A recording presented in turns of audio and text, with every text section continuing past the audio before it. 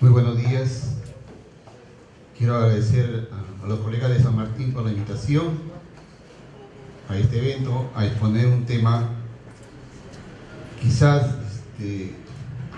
poco desarrollado por el notariado. El procedimiento disciplinario notarial quizás ha tenido desarrollo recién a partir de la expedición del decreto legislativo 1232, que tipificó muchas de las posibles infracciones que comete el notario, ¿no? Porque si hacemos una retrospectiva de la legislación notarial en el Perú, desde la 1510, quizás hemos estado un letargo en este tema porque dependían los notarios del Poder Judicial y todos los procedimientos disciplinarios se seguían como si fueran los jueces. Es más, hay un solo artículo en el 1510 que señala respecto a la disciplina del notario, dice que el notario será destituido, solamente habla de destitución, no habla ni siquiera de suspensión ni amonestación, no había nada de eso, porque eran los dependientes del Poder Judicial. ¿Cierto? Con la siguiente ley, la 26.002, se crea un procedimiento disciplinario, pero bastante deficiente, ¿no? A tal punto que tuvo que ser desarrollado de cierta manera en el Estatuto Único de los Colegios de Notarios del Perú, y que lamentablemente lo hemos venido aplicando pasivamente, sin desarrollar el tema en sí. A raíz de la invitación primero de Rodolfo para una exposición de Tingo María, comenzamos a analizar el procedimiento disciplinario notarial, analizando todas las normas existentes y la doctrina existente en el Perú al respecto, pero nos dimos con la sorpresa que el tema del procedimiento administrativo sancionador en el Perú no está desarrollado. Está desarrollado el derecho administrativo, pero básico, el más amplio, el normal, el natural, pero sin embargo en España sí lo está, es bastante desarrollado y bien tratado. Seguía el año pasado acá mismo en este mismo auditorio, traté el tema también, porque el tema es un poco complicado en el sentido que nosotros estamos acostumbrados a ver el derecho notarial, el derecho civil, el derecho comercial, pero casi nunca vemos derecho penal. Solamente cuando nos denuncian, ahí nos toca ver un poquito de derecho penal. Pero en realidad, y ya entrando al tema, a raíz de que la Junta de Decanos me propone que elabore un proyecto de reglamento único de procedimiento administrativo sancionador, quizás por la experiencia que tengo, porque he sido bastante tiempo, he estado en el tema disciplinario de mi colegio, de fiscal muchos años. Cuando estuve de decano también era el momento en que la Junta aplicaba sanciones, también estuve en el tema disciplinario. Luego de presidente del tribunal, también en el tema disciplinario, me encargaron de elaborar un proyecto de reglamento que ahorita está corriendo en todo nivel, de todos los decanos, todo el Perú, y esperamos que, si lo tienen a bien, obtener en el futuro un proyecto de reglamento único que el día de hoy lo voy a fundamentar, el porqué del fundamento del procedimiento disciplinario notarial.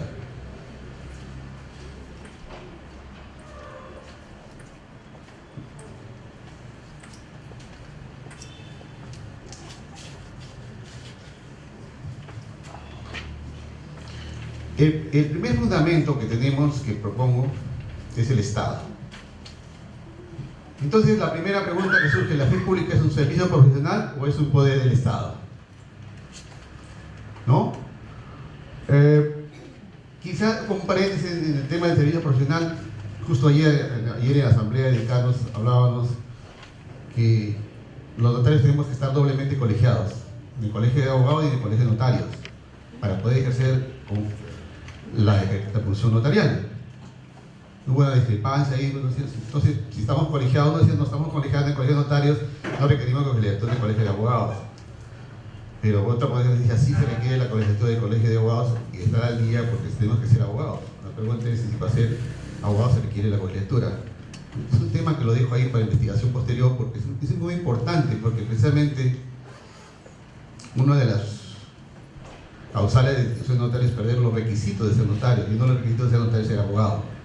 Es un tema interesante para estudiarlo, y determinar si el notario necesita estar colegiado 2 veces, en el colegio de notarios y en el colegio de abogados. Pero ese no es el tema de hoy. Quiero empezar con una definición sencilla. Cabanelas, el coquito del derecho, miren, nos da una definición muy sencilla. ¿Qué es la fe pública? Es la veracidad, confianza o autoridad legítima atribuida, que resaltaba la palabra atribuida, a notarios, secretarios judiciales, escribanos, agentes de cambio, de bolsa de cónsules y otros funcionarios. O sea, la fe pública no es de exclusividad del notario. Partamos de ahí. Acerca de actos, hechos, contratos realizados o producidos en su presencia de cualquiera de estos funcionarios y que se tienen por auténticos con fuerza probatorias mientras no se demuestre su falsedad. Yo considero que la palabra atribución, la atribución de dar fe, es un poder del Estado. Es un poder que el Estado delega al abogado que ganó el concurso de acceso a una plaza notarial. Porque si el poder no te delega, el Estado no te delega el poder de dar fe, por más abogado que seas, no puedes dar fe.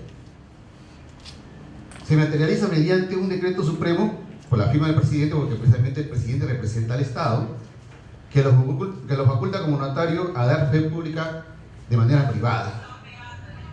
Los notarios en el Perú no somos funcionarios públicos, si no, no estaríamos acá tratando este tema. Estaría mi directo profesor Pedro Padrón dando una clase de todo lo que son los funcionarios públicos, funcionarios, servidores, empleados públicos. Pero estamos hablando de notarios. Y notarios tenemos esta dicotomía. Ejercemos función pública, un poder del Estado, que es la función de dar fe, pero no dependemos del Estado, somos privados. El segundo fundamento es la supervisión. Si el Estado nos delega a nosotros el poder de dar fe, tiene todo el derecho de supervisar que el poder delegado sea usado conforme a la Constitución y demás normas, incluyendo las éticas, muy bien tratadas acá, a la que está obligado a afiliarse. La supervisión se realiza a través de 2 fuentes: el Colegio de Notarios, al que está obligado a colegiarse al notario, como señalé, y a través del Consejo del Notariado. Ambas entidades constitucionales ejercen la supervisión de manera paralela y autónoma, ¿no? Ahora, ¿supervisar y sancionar? No. El Consejo del Notariado, en estos últimos años, más lo conocimos por las sanciones que nos imponen, o que imponen a los notarios que incumplen a una norma, que por orientar o emitir directivas. Las directivas que he emitido son contadas con la mano, 3, 4, más no hay. Entonces, sancionar no solamente es, sino también es, creo yo, supervisar, es orientar, capacitar, o ayudar a velar el respeto de las demás autoridades por la función notarial, defender la fe pública, expedir normas o directivas que vayan a mejorar el desempeño de la función notarial. Yo creo que eso, la función de supervisar, no solamente es estar con el látigo arriba y decir de puertas más te pego. Creo que también hay que ayudar a la función notarial. El tercer fundamento del procedimiento disciplinario notarial es el interés que protege. ¿Qué protege la supervisión? ¿Qué se protege? La supervisión de la función notarial protege el interés colectivo, lo que en procesal civil se conoce como intereses difusos. El interés colectivo de la sociedad, que el notario ejerza del poder de dar fe dentro del marco constitucional, legal y ético al que está sometido. Los colegios de notarios y el Consejo de Notariado velan por la protección del interés colectivo. En ningún momento debe haber un interés particular. No debe haber satisfacción de interés privado, porque si no estaríamos retornando a la ley de talión o al precepto bíblico que está en el Éxodo 21:14, ojo por ojo, diente por diente, mano por mano, pie por pie. Y lo que hablaba el doctor Vilca, creo que es algo de eso. El usuario o el ciudadano que queja o denuncia al notario ante su colegio o ante el Consejo de Notariado, finalmente, ¿qué busca? ¿Busca la satisfacción del interés colectivo de que el notario ejerza su función como debe ser? No. En la práctica vemos que el quejoso busca su interés personal, busca la venganza privada. El notario me hizo mal ese trabajo, o el notario no me quiso hacer este trabajo y yo tengo que perseguirlo y buscar que los destituyan si es posible. así recién estará satisfecho. Y eso no es el interés que debe velar por una supervisión. El Consejo de Notariado y el Colegio de Notarios no puede estar en esa línea. La línea es el interés colectivo, el interés de toda la sociedad, que el notario sea lo que debe ser. Ahora, el siguiente fundamento es el notario. Buscando definiciones de lo que es el notario, hay muchísimas definiciones. Sin embargo, me parece que la más adecuada es la que ha dado el Papa VI. Se he repartido algunas hojitas ahí que les he dado de la homilía que hizo el Papa en México en 1965. Y miren lo que dice respecto de qué es el notario. Movida sin duda por la mano delicada y eficaz de la providencia, os han llevado a abrazar esta profesión que, por las dotes que supone la ciencia, diligencia, probidad y rectitud, y por el compromiso con que os sella de mentores y custodios del orden legal, os confiere una misión noblísima de hacer acreedores a la estima y el respeto de la sociedad. Eso creo que es el notario. Al margen de que sea un perito en ciencias jurídicas, lo más importante del notario creo que es esto. Y si queremos una definición, en el primer Congreso Internacional de Notariado Latino, que se llevó a cabo en 1948, se dio esta definición de notario latino. El notario latino es el profesional del derecho encargado de la función pública, consistente en recibir, interpretar y dar forma legal a la voluntad de las partes, redactando los instrumentos adecuados a este fin, confiriéndose la autenticidad. Repito, el funcionario ejerce su función pública, pero no es funcionario público.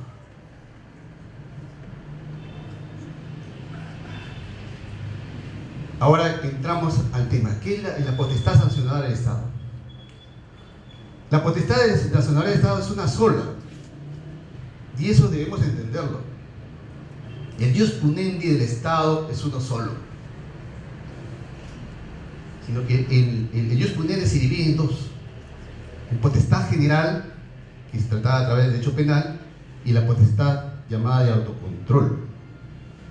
Galo Villegas y Rojas León, un autor español, dice: la función básica del derecho penal es obtener la paz social, asegurar el orden jurídico fundado en la justicia, la dignidad humana y los derechos fundamentales. Luis Morante Guerrero dice: la potestad sancionadora de la administración es atribución que le compete a esta, a la administración, para imponer corrección a los ciudadanos o administrados, sanciones disciplinarias a los funcionarios, empleados o privados que ejercen función administrativa. Es decir, hay una relación íntima entre el derecho penal y el derecho administrativo sancionador. Diría yo que el derecho penal y el derecho administrativo sancionador son las dos caras de una misma moneda, llamada potestad sancionadora del Estado. O sea, para tratar respecto a la potestad sancionadora administrativa, debemos recurrir necesariamente a las fuentes de derecho penal. Y es más, antes del derecho penal lo que se primaba era el derecho administrativo sancionador. Al menos en España, los municipios imponían las penas. En resumen, la potestad sancionadora del Estado se divide en potestad sancionadora de orden general, repito que está el derecho penal, la potestad sancionadora de autoprotección, que se divide a su vez en potestad de sancionadora administrativa general, que es la que nos impone, por ejemplo, el DECOPI, a cualquiera, no solamente a notarios, a cualquiera, las UNAS. O sea, hay procedimientos administrativos sancionadores en la administración pública. Sin embargo, pero también está la potestad disciplinaria. ¿Y por qué? Porque así como nosotros tenemos que disciplinar a nuestro personal, ver que trabajen bien, que realicen bien su función, que cumplan con su trabajo, o lo hace cualquier empresario con sus colaboradores, el Estado también tiene que ver que el notario ejerza correctamente el poder que le ha delegado, el poder de la fe.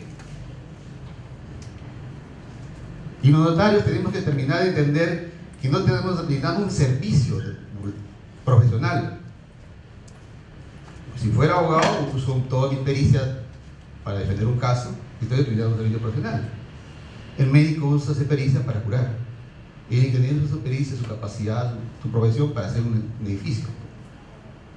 Pero aquí, cuando nosotros ejercemos la función, estamos ejerciendo un poder del Estado, porque lo que firmamos, una escritura que otorgamos, no merece ser cuestionada por nadie. Si alguien la puede cuestionar, tiene que ir al Poder Judicial. Por eso es que la labor del notario es totalmente trascendental en la sociedad. Y por eso es que el notario se mantiene hasta hoy, desde la época romana. Y seguirá así en medida que sigamos dando fe correctamente.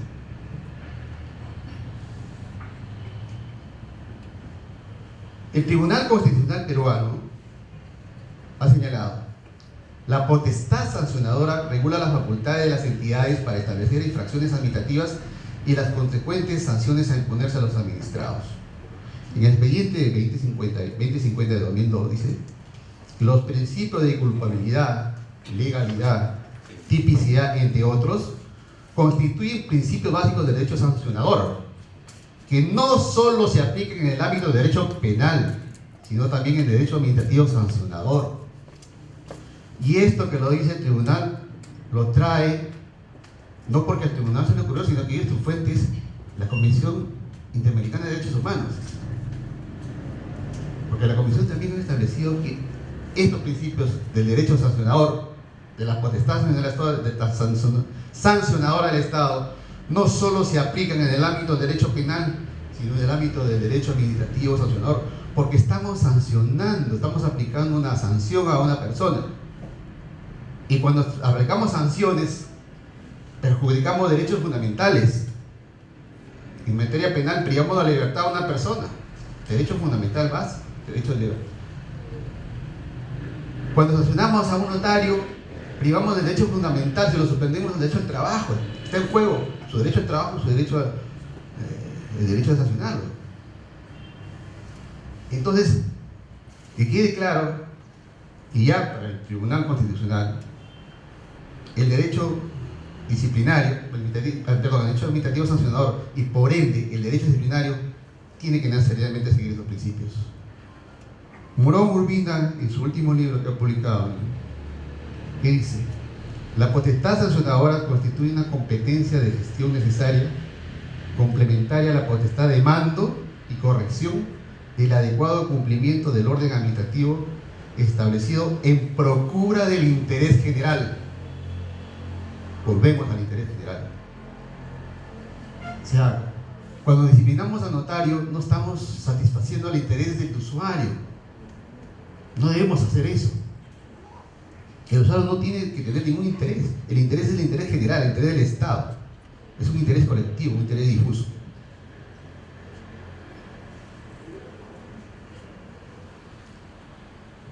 Otro fundamento que estoy proponiendo es los sujetos del procedimiento disciplinario. Creo yo que son el Estado, que es el titular de la fe pública. Nosotros nomás la tenemos delegada y no las puede quitar. Y lo hace a través de dos formas. El Colegio de Notarios, que incorpora obligatoriamente al notario para ejercer la función, quien vigila la función notarial, ejerce disciplina a través del Tribunal de Honor, y el Consejo de Notariado, que también vigila a los colegios notarios y también a la función notarial. En el aspecto disciplinario actúa como tribunal de apelación. Y eso debe quedar bien claro.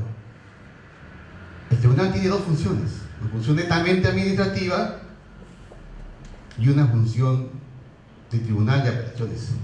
Entonces, cuando un caso llegue al tribunal, al Consejo Notariado, debe quitarse el sombrero de actos administrativos y poner el sombrero de que se pone el sombrero de que va a ser función de potestad sancionadora.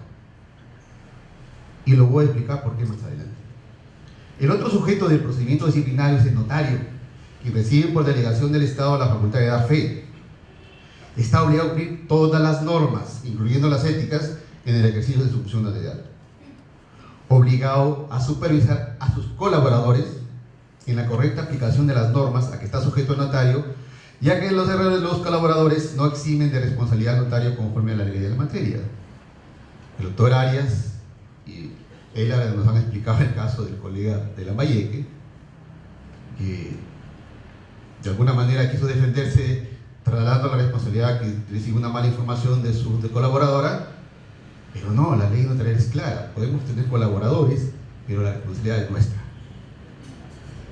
El ciudadano de su denunciante yo considero que no es sujeto del procedimiento, no solamente por lo que venga interés, porque él no tiene interés general, sino que si vamos a la ley positiva, el artículo 114.1 de la ley de procedimiento administrativo señala que el denunciante no es parte del proceso administrativo. Primero, porque no forma parte, para mi concepto, no forma parte de la relación jurídica del procedimiento disciplinario, es el Estado y el notario.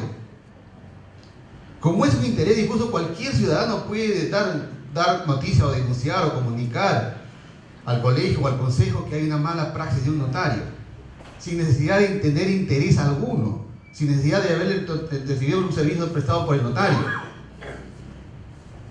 Porque se ha enterado que el notario está haciendo una actividad ilícita. Pero eso lo convierte en parte del procedimiento.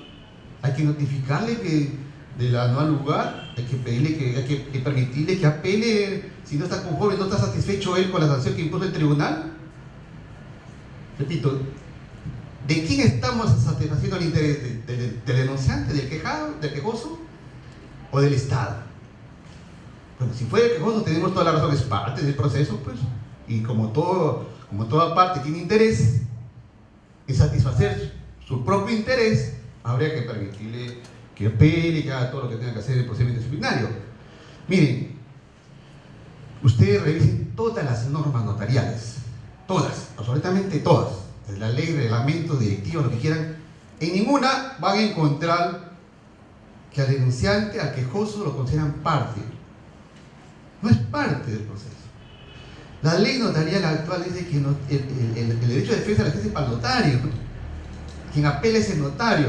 Sin embargo, y creo que en eso sí yo también participaba bastante tiempo en problemas disciplinarios, hemos tenido la mala costumbre de aceptar pasivamente que el quejoso es parte del procedimiento disciplinario.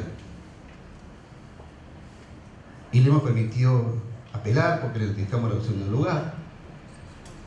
Inclusive en algunos casos hasta deducen excepciones, presentan mayores pruebas, o sea, es una especie de litigante frente al notario, que ni siquiera se ve en el ámbito penal, porque en el ámbito penal el agraviado hace la denuncia, pero que asume la defensa, ¿quién es? El fiscal. El caso porque me robaron a mí la cartera, yo tengo que perseguir y estar al tal delincuente, pero me lo metes 10 años. No le debo esto 8. No, a mí quiero 10, debo pelo porque yo quiero 10. Ni siquiera en el ámbito penal hay. Entonces, estamos hablando del procedimiento sancionador, de la potestad sancionadora. Y la potestad sancionadora es la relación, es vertical, Estado notario, no hay más.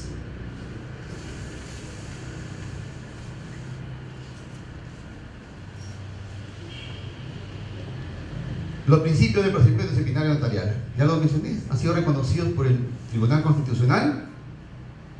Los principios de la potestad sancionadora del Estado no solo se aplican en sede judicial, también sino en sede administrativa, y son los principios de legalidad, el debido procedimiento, tipicidad, razonabilidad, irretroactividad, concurso de infracciones, continuidad de infracciones, casualidad, culpabilidad, no viciente y reforma, non reformato imperios. Esto requiere ya, si es posible, un diplomado, porque tenemos que desarrollar cada uno de esos principios.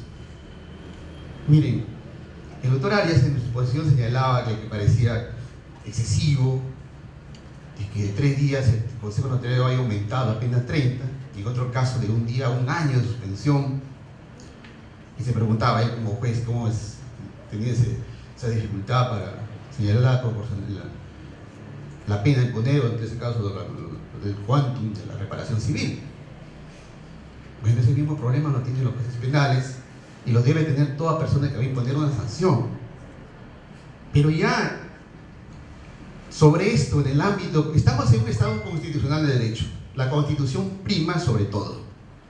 Y en este tema hay bastante desarrollo en el ámbito constitucional. Si hubiera tenido el Consejo Notariado el principio de proporcionalidad desarrollado, para aplicar la sanción, si era 3 o 30 o 1 o 10 años, te dirían que había aplicado el principio de proporcionalidad. Y no solamente eso, sino hacer el test de proporcionalidad, que muy bien lo ha desarrollado el Tribunal Constitucional. Ver la necesidad, la idoneidad, la ponderación, hacer una ponderación de derechos. ¿Cuál derecho prima más? ¿Cuál es la afectación del actuar del notario? ¿Qué ha ocurrido? ¿Qué daño ocasionado? ¿Cuál es la afectación al derecho ocasionado? Anteriormente, por ejemplo, no teníamos tipicidad.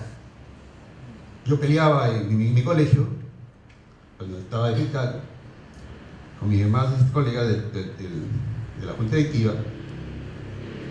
A veces para imponer había un proceso a un notario, y yo le decía, no está tipificado la norma, porque la 26.002 son 10 casos nomás de 10 tipos de infracciones que mencionaba, y obviamente en la práctica los casos que presentan son innumerables. Entonces, uno de los principios básicos del derecho sancionador es la tipicidad. No lo pena sin ley. No puede haber una pena sin ley previa, no puede haber una sanción sin una tipificación previa. Por eso yo considero que el 1232 hizo un gran cambio, porque amplió la tipicidad de las, nos abrió el abanico y dijo, acá cumplió el principio de tipicidad. Fue un decreto legislativo, no sé quién hizo el decreto, no sé quién lo hizo, porque los decretos legislativos salen del Ejecutivo, de la PCM específicamente. Un buen abogado, o de repente asesorado por alguien de Lima, ¿no? De uno de los colegas de Lima, propuso eso, y es muy bueno lo que han hecho, porque ya pusieron la tipificación de las faltas. Pero no vayamos tan lejos. Miren, si ustedes entran a la página web del Ministerio de Justicia, van a encontrar un completo desarrollo del procedimiento administrativo sancionador, una orientación, y que es muy buena, y que quizás muchos de nosotros ni siquiera lo hemos leído. Muy buena la página, un resumen respecto a la potestad sancionadora del Estado, hecho por abogados del Ministerio de Justicia. Supongo que lo han tratado bien el tema, y la verdad que yo recomiendo la lectura de eso.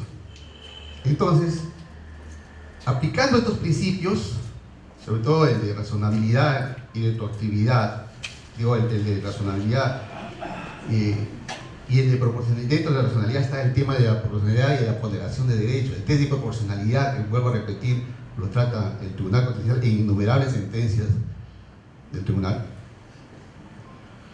Quizás las sanciones fueran más proporcionales al hecho mismo. Porque si ya que estamos hablando de un poquito, metiéndonos al tema de los principios, en la primera resolución que han tratado aquí varias veces el doctor González, el doctor Arias, respecto al colega de Chiclayo, que fue sancionado por el error que se cometió su empleada en la información. Yo también me puse a ver las resoluciones, pero no tanto en el aspecto sustantivo, sino más en el aspecto adjetivo. Entonces, dije, ¿de qué se agarró el tribunal para ampliar la sanción? La reformatio imperius es un derecho básico, fundamental, elemental aquí y en todo el mundo. Anteriormente el tribunal, el Consejo Notariado no lo tenía en cuenta, simplemente apelar a quien apelaba, ellos aumentaban la sanción y punto, nadie le reclamaba por comenzar. Pero ya con el desarrollo de la jurisprudencia constitucional, este último Consejo Notariado ya ha tenido en cuenta este principio. Y por ejemplo, ahí reconoce que no lo puede aplicar directamente, pero dice, sí lo puedo aplicar en este caso porque el que ha apelado ha sido el denunciante. Y además lo considera que es parte.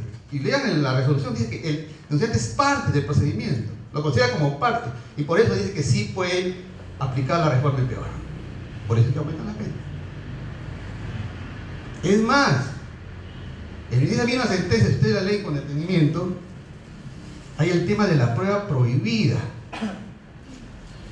Porque el señor este bendito no solamente le bastó tener la resolución, la constancia del notario que dice que no hay escritura, sino que además posteriormente regresó y ya con intención lo grabó, porque de la misma resolución, leyéndola, se nota que fue por fecha posterior, lo graba sin que el notario sepa que está siendo grabado y presenta como medio probatorio el CD donde está la grabación que el notario reconoce que efectivamente no le entregó que existía la resolución, que había una contradicción. Y el Consejo Notarial, en primera instancia, el tribunal dice: no procede esa prueba porque es una prueba prohibida. Y sin embargo, el Consejo Notarial valida, dice: no, hay que aprobar este CD, porque en este CD se escucha que no se viola ningún derecho fundamental, porque claro, el Tribunal Constitucional, voy a repetir también, y la jurisprudencia penal a nivel de corte, y hay plenos en materia de pruebas prohibidas que quieren revisar, plenos de los supremos en materia penal. El Tribunal Constitucional dice que sí cabe una excepción a este principio, porque no son los principios, tampoco son absolutos, sí cabe una excepción, siempre y cuando estén en juego derechos mayores que los que están afectando. Nuevamente regresamos al tema de la ponderación de derechos. Por ejemplo, en el caso el caso de que desarrolla este tema es en el caso del vocal, de uno de los vocales que fue grabado por Vladimiro Montesinos, arreglando el tema de las sentencias. Obviamente él planteó su acción de amparo y dijo que era una prueba prohibida, que no se podía actuar, no se le podía acusar en base a ese video, pero el Tribunal Constitucional señaló que no, que sí podía, porque primaba el interés colectivo, que no era permisible la corrupción frente a su interés de no ser grabado. Sin embargo, en el caso Kimber, por ejemplo, ahí sí le da razón a la esposa de Kimber, porque el tema fue distinto. A él lo chuponearon, y claro, no, en ese caso el tribunal establecía que debería tener la autorización de uno de los interlocutores. Sin embargo, en el ámbito judicial hay otra teoría, la teoría del riesgo, que es mucho más peligrosa y que la aplican algunos jueces, que dice que cuando hay una grabación subrepticia, o sea que nadie sabe que te está grabando, estás conversando con otra persona, basta que uno de los interlocutores sea el que graba, el otro está asumiendo un riesgo de ser grabado. O sea, cuando uno de nosotros recibe en su privado a una persona y estás conversando con ella, tú asumes el riesgo que te esté grabando. Esa es la teoría del riesgo. Y si esa es la teoría del riesgo, la prueba deja de ser prohibida. Entonces, en este caso, retornando al Chiclayo, el Consejo Notariado dice: no es prueba prohibida porque no se afecta a ningún derecho fundamental, se trata de una conversación entre el notario y usuario, por tanto yo sí la valoro, y en base a estas pruebas para mí me queda mucho más claro que no ha habido el notario se ha contradecido y es motivo para aumentar la sanción. Yo también me preguntaba: ¿y desde cuándo el Consejo Notariado no tiene grabadas nuestras voces? ¿Cómo sabe el Consejo Notariado que la voz que aparece es el notario quejado? No sé, pero no lo dice el Consejo Notariado, pero lo valora, lo valida, y en base a eso dice que sí hay que ampliar la sanción. Hoy hay votos discrepantes, pero solamente en relación al quantum de la sanción. No dicen, la mayoría pide 30 días, otro un año, ¿no? Finalmente el notario que estaba ahí presente dijo 15 días, pero todos pedían aumentar el quantum de la sanción. Entonces, todo esto va a que tenemos que pegarnos un poco más a los principios del derecho administrativo sancionador, a los desarrollos del derecho, de principios y instituciones de derecho penal, que tienen que ver mucho con el desarrollo del derecho sancionador. Estamos, como voy a repetir, somos parte de la misma moneda llamada potestad sancionadora, derecho penal por un lado, derecho administrativo sancionador por otro lado.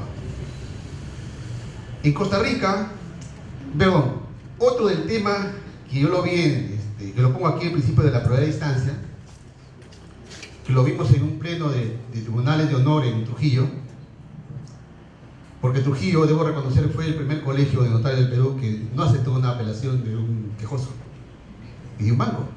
No era cualquier quejoso, era un banco. Trujillo le dijo: no, tú no eres parte del proceso, no puedes apelar.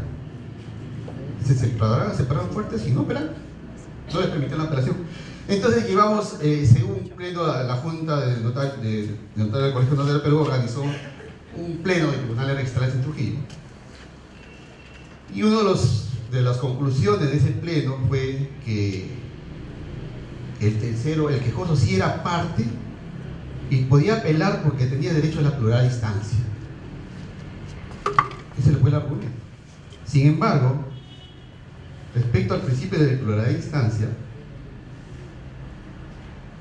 esta no es de aplicación en sí administrativa, porque es un principio exclusivo de la función jurisdiccional. Así lo establecido expresamente el Tribunal Constitucional en el expediente 051-55 y la jurisprudencia no peruana. He encontrado jurisprudencia de Costa Rica que sí, también considera que el principio de doble instancia no se aplica en sede administrativa. Y lo he querido desarrollar un poco más, lo he querido poner para ver el fundamento específico del tribunal. Y aquí está, pues el cuarto. Dice que respecto al derecho de plural instancia, el Tribunal Constitucional ha establecido, y se remite a un expediente exclusivo anterior del año 2003, es una garantía consustancial al derecho al debido proceso jurisdiccional, que no necesariamente es aplicable en el ámbito del debido proceso administrativo. Mediante dicho derecho, persigue que lo resuelto por el juez de primera instancia pueda ser revisado por el órgano constitucional superior y de esta manera permitir que lo resuelto por aquel, cuanto menos, sea objeto de doble pronunciamiento jurisdiccional. La exigencia constitucional de establecer funcional y orgánicamente una doble instancia de resolución de conflictos jurisdiccionales está directamente conectada con los alcances que el pronunciamiento emitido por última instancia legalmente establecida es capaz de adquirir: la inmutabilidad de la cosa juzgada. No se encuentra en la misma situación de pronunciamiento que puede emitir un órgano administrativo, así sea el que les pida de máxima jerarquía, dado que en cualquier caso es posible que se impugnen dichas resoluciones en el ámbito jurisdiccional. Claro, en el derecho administrativo, en el ámbito administrativo tenemos la cosa decidida, no hay cosa juzgada.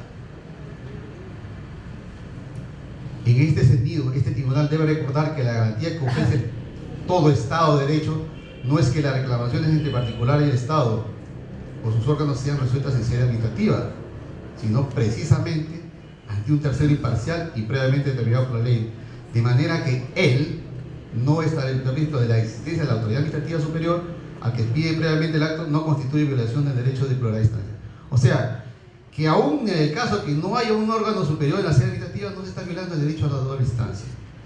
Este caso es un caso que surgió de una denuncia constitucional contra un vocal superior adjunto que se hizo en la Comisión de Acusaciones Constitucionales del Congreso de la República, siendo presidente el doctor Aldo Estrada Choque.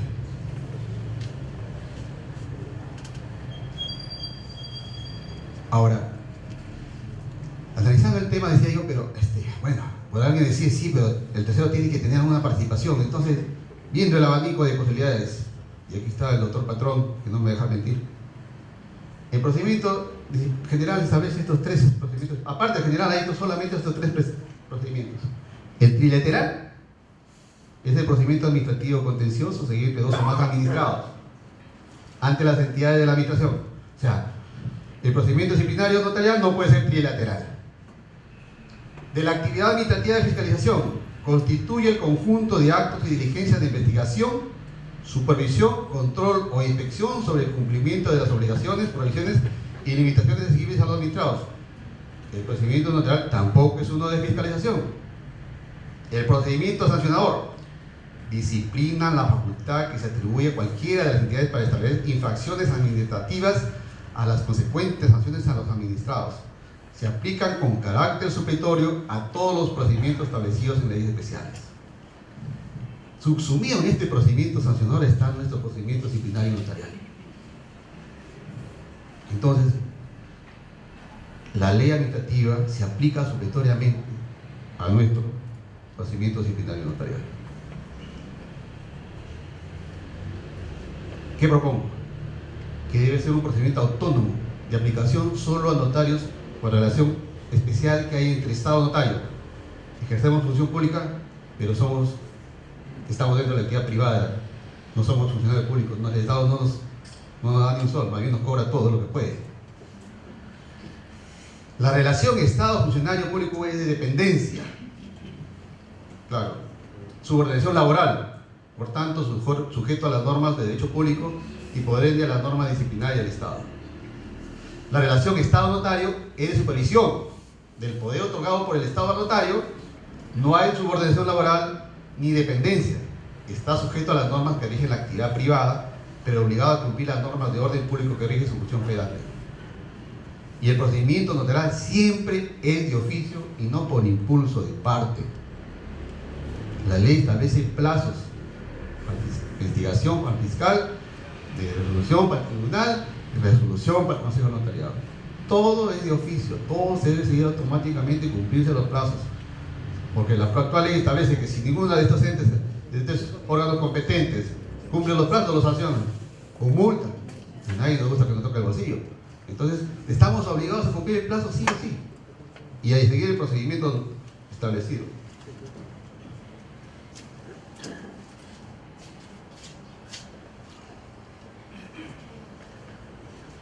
Miren, ¿cómo está ahorita? En el momento actual, la actual ley establece que la disciplina de notario compete al Consejo Notariado, que representa al Estado, y al Tribunal de Honor de los Colegios de Notarios. Que tenemos autonomía constitucional y, como decía el doctor Ela, tenemos que hacer un autocontrol nosotros mismos. Los miembros del Consejo Notariado dicen, sí, pero los colegios notarios protegen a sus notarios. O como dicen en política, torongo no come torongo, ¿no? Ese tenemos que eliminarlo, no debe existir eso en el ámbito notarial. Nosotros tenemos que ser quienes ejercemos autoridad a nivel de colegios, de tribunales, tenemos que ser los primeros en exigir el cumplimiento de las normas.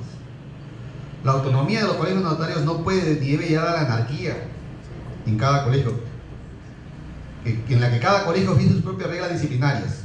Repito, la autonomía de los colegios no puede llegar a una anarquía en la que cada colegio fije sus propias reglas disciplinarias en su estatuto, porque el poder delegado es uno solo. El mismo poder lo ejerce un notario de la capital de la República como un notario de la provincia más recóndita. El poder es uno solo. No podemos tener cada colegio un estatuto a la medida de lo que nos gusta. Y de ahí surgió la preocupación del anterior presidente del Consejo Notariado de decir, bueno, hay estatutos, por ejemplo como el de Lima, que permite una audiencia, que me parece magnífico, pero le da cabida al denunciante para que vaya con su abogado y como si estuviéramos en un juicio. A mí no me parece correcto eso, porque repito, el que causa no es parte del procedimiento disciplinario notarial. Otros colegios de repente consideran que no lo es y no le permiten ni apelar. Y otros establecen de repente otro tipo de infracciones. Gracias a Dios, vuelvo a repetir, esta última ley, el decreto legislativo 1232, estableció una tipicidad mayor y eso nos ha permitido ordenar mucho todos los estatutos. En el estatuto único ni siquiera se desarrollaba esto. Por ejemplo, para aplicar las sanciones, dependiendo de si era votación privada, la Junta Directiva. Si era votación pública, la Asamblea General. Si era de institución, tenía que ser aprobado por la Asamblea. Si era suspensión, tenía que ser aprobado. Estábamos en este juego de Asamblea por ser. ¿Y cuándo nos reunimos en Asamblea? Bien difícil. Por eso es que la estructura que se ha creado ahora, Tribunal de Honor, Consejo Notariado, me parece correcta. Es un buen paso, es un buen comienzo. Pero debemos ir hacia un procedimiento autónomo. Entonces, como consecuencia, digo, el poder es uno. Como el poder es uno, las normas de autoprotección disciplinaria deben ser únicas para todos los notarios. No puede haber anarquía aquí. ¿Cuál es el procedimiento que propongo? La Junta me pidió, como repito, se ha repartido a nivel de todos los decanos para su Tribunal de Honor el proyecto de normas con esta estructura. Ahí también está la exposición de motivos, no lo voy a desarrollar porque todavía no se ha aprobado y ahí está la propuesta. Un título preliminar que establece las normas continentes de todo el procedimiento sobre las cuales no puede escapar ni el Tribunal ni el Consejo Notariado. Tiene que regirse a ese título preliminar que básicamente contiene los principios de la potestad sancionadora y alguna otra valla para no escaparse del procedimiento disciplinario. ¿Cuáles son las autoridades competentes? Tribunal de Honor, Fiscal, Consejo Notariado. Dentro del procedimiento disciplinario, las etapas. He visto conveniente poner cómo se forma el expediente, porque también hay colegios que hacen expediente, otros no lo hacen, en fin, hay variedad. Y el tema de las notificaciones también es un tema muy importante, porque en el ámbito administrativo, si una persona no ha sido notificada correctamente, simplemente todo el procedimiento se cae, es nulo. Entonces, en el ámbito del procedimiento administrativo senador, con igual razón, tenemos que aplicar correctamente una notificación. Todos notificamos a la oficina de notario, a su casa de La Molina, a su casa de playa, ¿Dónde? Tiene que ser en algún lugar. La denuncia, obviamente, la puede plantear cualquier ciudadano, sin necesidad de ser agraviado por el notario, el propio consejo directivo del colegio, el tribunal de honor, el consejo notariado, lo señala. ¿Cómo debe iniciarse el procedimiento? También está desarrollado en la ley eso, la investigación. En la investigación se propone qué tipo de medios probadores se pueden actuar, porque lamentablemente la ley no ha desarrollado el tema. La audiencia y resolución del tribunal de honor, sí, estoy de acuerdo con las audiencias, porque el oralizar un proceso hace que quien va a resolver vea mejor las cosas, porque no es lo mismo a veces leer, a veces estamos tan ocupados que le decimos, ¿sabes qué? Leen y dime de qué se trata, pero uno no pone conciencia en realidad de ni los fundamentos de la sanción, ni ve el hecho. Pero en cambio, sabes, una audiencia tienes que escucharlo sí o sí. Luego la impugnación y queja por denegación de impugnación, porque puede haber que el tribunal deniegue una queja a un notario y el derecho de impugnación está en la propia ley, no por el principio de doble instancia. Si el notario quiere, el ejerce, no. ¿Cómo se debe el trámite y resolución del consejo notariado? ¿Cómo se deben ejecutar las sanciones, por ejemplo? Ahí es otro tema. Sobre todo en el tema de la montación privada no hay problema, porque todos sabemos que es una comunicación al notario. En el tema de la montación pública hay ciertas discrepancias. Yo he visto que en el Estatuto del Colegio Notario de Lima, acertadamente señala que la montación pública se notifica al notario sancionado y a los demás notarios del colegio. Sin embargo, por ejemplo en mi colegio, no sé cómo serán los demás colegios, hubo el criterio que la sanción pública debe ser pública, como su nombre le indica, y hay que publicarlo en el periódico de mayor circulación regional y es posible en el peruano. Entonces, nuevamente, está el problema de la ponderación y la profesionalidad. O sea, publicar que estamos sancionando a un notario por una infracción que no es tan grave, le causa más daño que sancionarlo públicamente. Entonces, ¿para qué lo amonestamos? Mejor lo suspendemos. O sea, le estamos haciendo causar un daño porque nosotros, los notarios, vivimos del concepto público, tenemos que estar bien al público. Dice, ¿qué clase de notario existe que su colegio lo está sancionando? Mejor no voy a irme a otro notario. Bueno, en realidad la sanción es de amonestación pública porque la sanción no es tan grave. Entonces me parece magnífica la salida del Colegio Notario de Lima, que dice que porque se va graduando, hay una graduación de la sanción.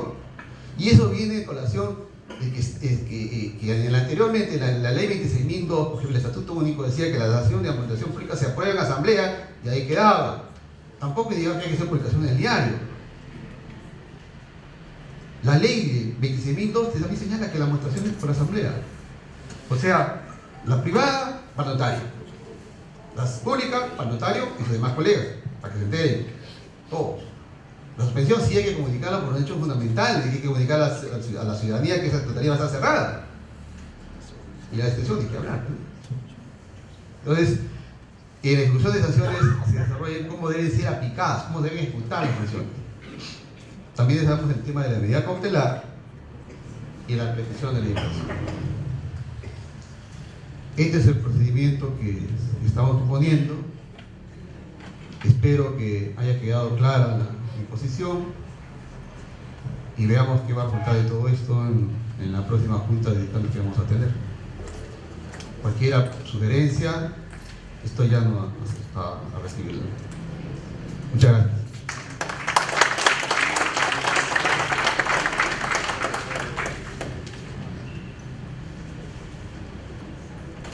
¿Pregunta? Doctor, muy agradecida por la exposición. Yo quisiera hacer una pregunta. En el reglamento del Decreto Legislativo 1049, artículo 152 específicamente, que ha sido declarado inconstitucional, se ha establecido que los plazos de caducidad para el fiscal en primera instancia con el Tribunal de Honor y el plazo establecido para como plazo máximo para la resolución en segunda instancia, determinado tiempo.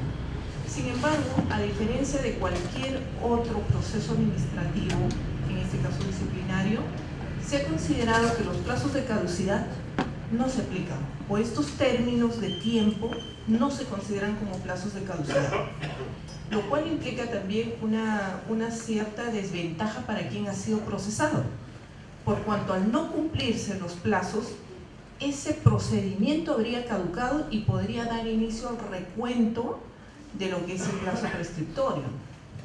Usted ha analizado, quisiera saber por qué exclusivamente en el tema administrativo disciplinario del notario no se considera la caducidad a estos términos establecidos en la ley. Solamente está considerado como multa para quienes no hayan respetado los plazos. Pero el caso es particular. En el Colegio de Notarios de Ayacucho, de donde yo provengo, el Consejo del Notariado ha ordenado reiniciar el proceso, pero eso es hace 2 años. Y simplemente el tribunal no dice nada.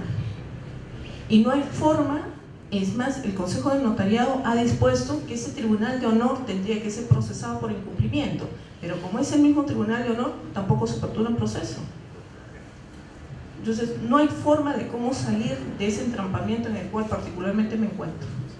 Claro, mira, lo que pasa es que, doctora, ahí considero yo que los plazos en materia procesal, que son plazos procesales, no pueden ser de caducidad. No teníamos que, no pueden, si por la ley, la propia ley, por ejemplo, establece que el tribunal puede pedir una ampliación del plazo si el caso es complejo, ¿no es cierto?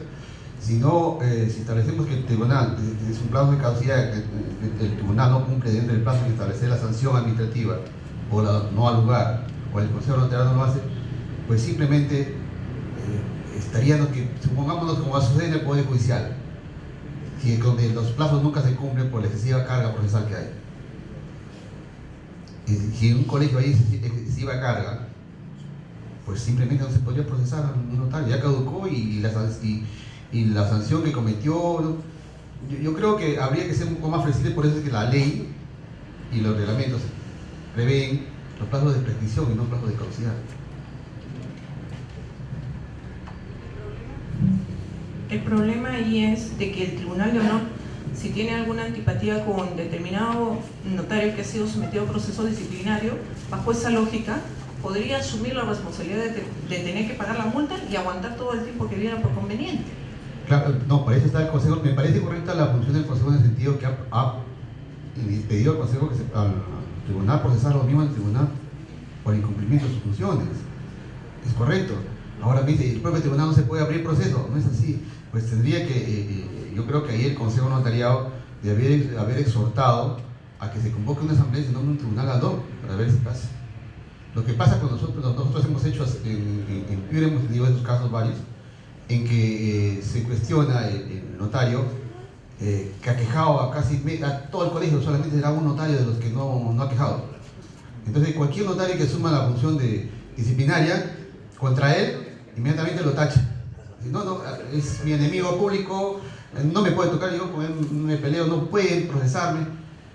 Mira, llegó un momento de que hemos tenido que tachó a todos los mismos tribunales, a los titulares ninguno podía, de los suplentes tampoco, y por ahí 2 que están lejos de donde él trabaja, porque no se relaciona con él, no estaban dentro de sus alcances de sus enemigos.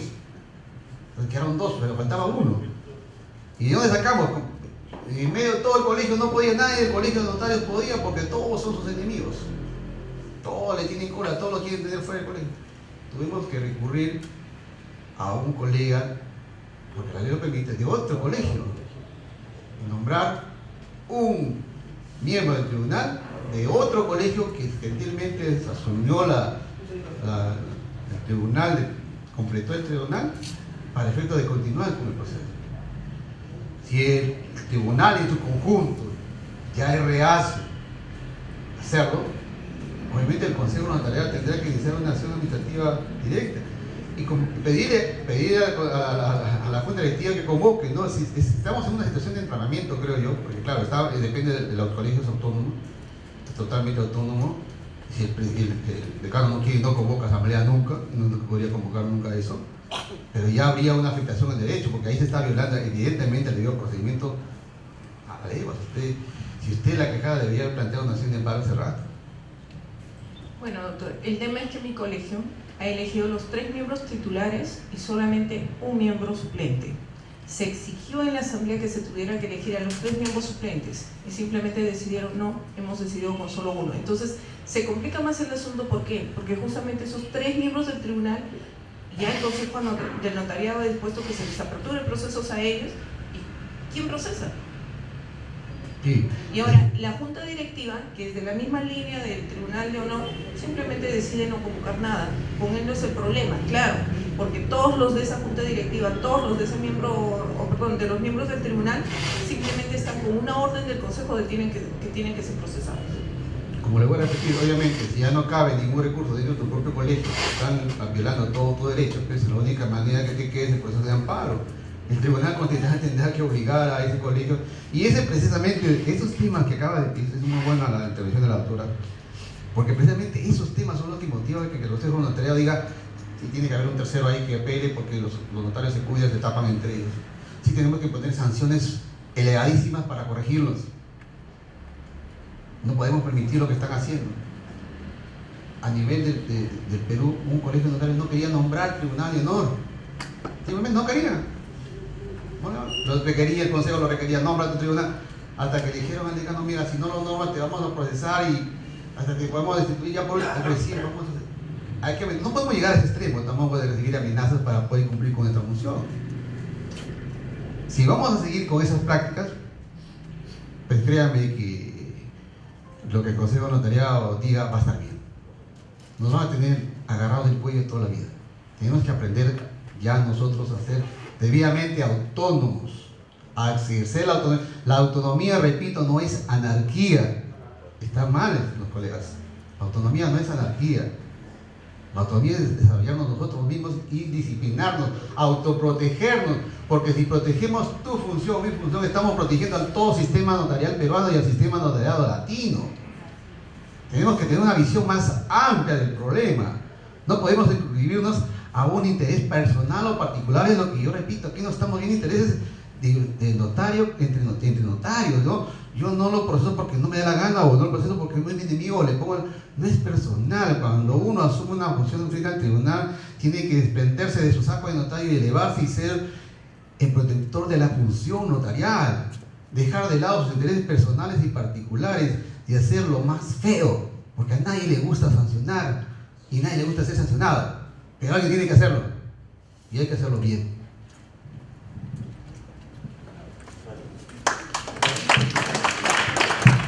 Gracias al doctor José Bochillo Ceballos, decano del Colegio de Notarios de Piura, Túnez.